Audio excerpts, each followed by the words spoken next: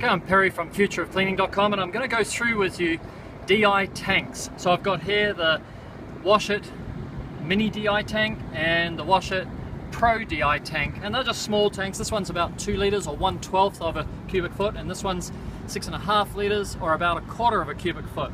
And DI tanks can be joined in series, so you can actually have one following the other, and that's quite often quite clever to use small tanks and join them together rather than have the great big tanks that you might find in the regeneration plants.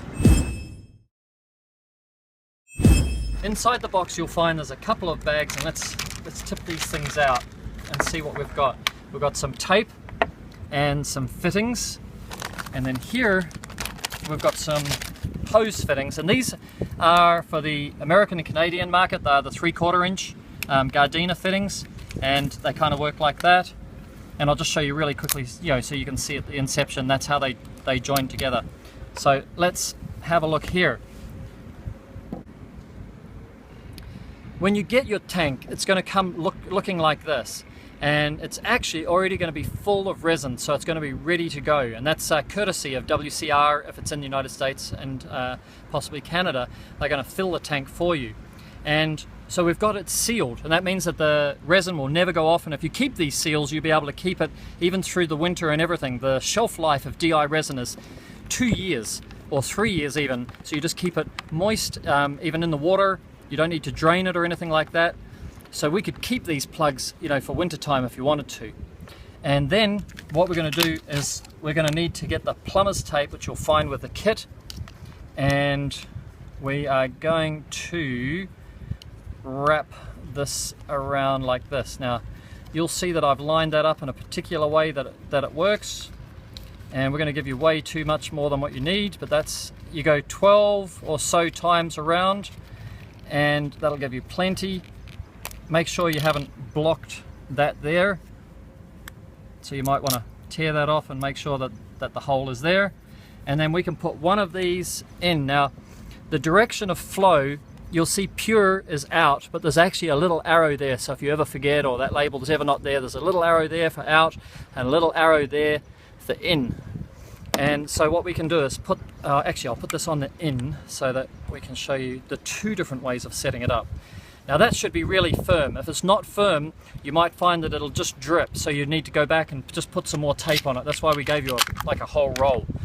So on the other side, we've already taped this up, and so we can put the brass fitting in on the out, and we're ready to go. Now actually we're ready to clean water. What we're going to do is get your garden hose now and open this, push the garden hose in here. Be careful, don't fold any of those teeth over. Make sure the garden hose is in and all the way in and touching, and that there's a square cut on the garden hose. You don't want to cut on an angle because you'll start to lose some of the seal. This, before you did that, you slide this over the hose, so now the hose is in here. You drop it down on this, and then as you tighten this down, it pushes those teeth there together and clamps onto the hose. So now you've got your hose here for in, you pull this orange back and you lock it on, and that's a perfect seal, and you're ready. That gives you water.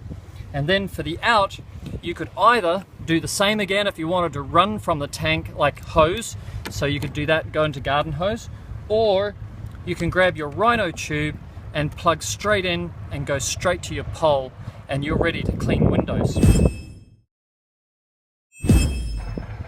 Now for those of you who want to know a little bit more about what's actually going on in here, it's filled with what's called mixed bed resin, and that means half the resin is charged positively and half is charged negatively. And so, like for example, a calcium molecule is 2+, so it will be attracted to a negative charged resin bead. Now this tank's empty, but I'm going to show you what's inside. So we pull that out, and it's actually empty. Looks like a thermos flask really. And what's happening here is that the water is going to come in through here, and it's going to come out around here, and that means that the water is going down and through the resin.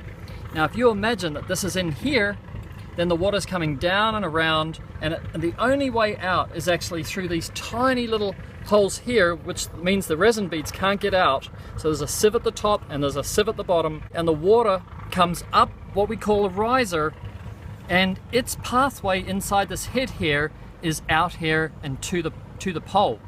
Now DI resin requires time, that's all.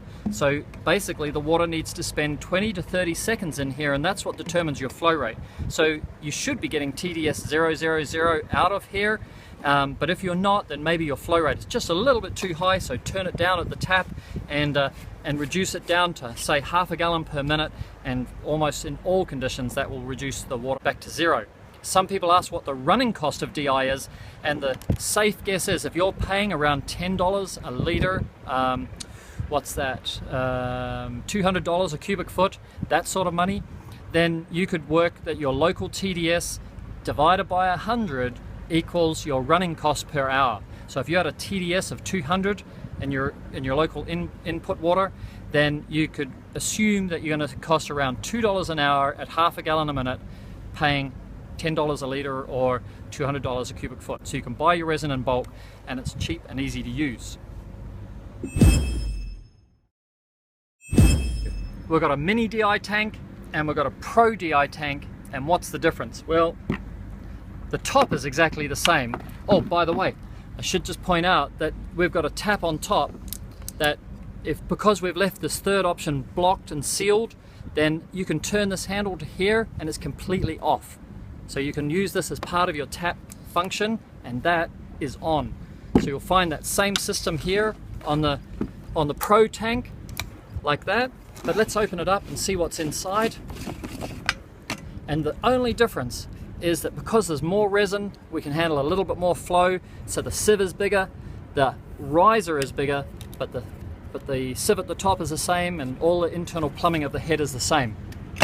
So just this one will carry more resin, so it means that your changing frequency is going to be less. Now if you're seriously just commercially doing this a lot, I 100% recommend that you just join 2 or 3 DI tanks together. These are nice and light and easy to use, and there's no reason to get a bigger tank. People will say, well, I don't need DI, I'm in a hard water area, or it's going to cost too much. And I'm going to point out that you can take this little tank here and just quickly go and do a unit or a quick job that where your RO system or your crew are out using all of your equipment. You can actually just grab a pole, grab this tank, put tap water through it, and get 000 spot-free water out. It's a perfect little backup system. If you're doing schools, then you can use these type of tanks just because you're only going to do them during the holidays, so 2-3 times a year. You don't need the hardware of an RO system. It's going to cost you, even if your TDS is 300, it's going to cost you $3 an hour to operate. Those of you who have got systems like Wash-iT Pro, you can leave the RO in your vehicle, and if you want to leave it lying down, then we know that the DI is not very good lying down. So you could actually hook a DI tank up vertically like this fella, put it beside your Wash-iT Pro, run it from the RO into this tank for DI, and then your DI resin is staying upright and there's no channeling, and you're saving the DI in the Wash-iT Pro for when you're actually taking it out of the vehicle and running it mobile. Even though it's got wheels, I'm a big fan of leaving it in your vehicle, running the water from the spigot or the tap to the system, and running the water from the system to the house, and then switching to your Rhino tube to sort of maneuver around the house and go up the pole and start cleaning windows. Okay, so that's the Wash-iT DI tanks, free with every Reach-it water-fed pole.